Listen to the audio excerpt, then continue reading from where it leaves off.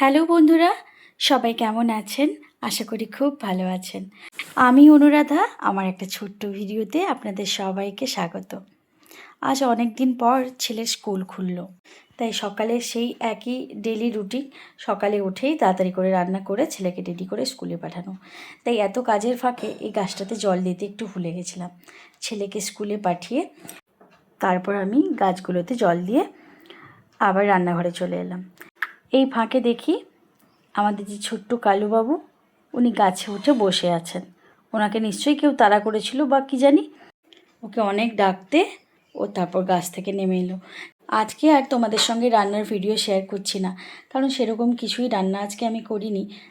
আজ তো সোমবার, আর সোমবার মানে পুরোই নিরামিষ। যেহেতু গরম পড়েছে, বিশেষ কিছু খেতেও ভালো লাগছে না, তাই হালকা পাতলা ডাল সেদ্ধ ভাত একটু করে ফেলেছিলাম, সেটাই সবাই খেয়ে নিয়েছি। ওদের জন্য একটু ডিম সেদ্ধ করে দিয়েছিলাম।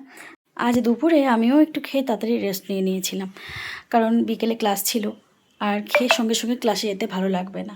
তাই ছেলে যখন স্কুল থেকে ফিরবে আমার সঙ্গে দেখা হবে না, কারণ আমি ক্লাসে বেরিয়ে যাব।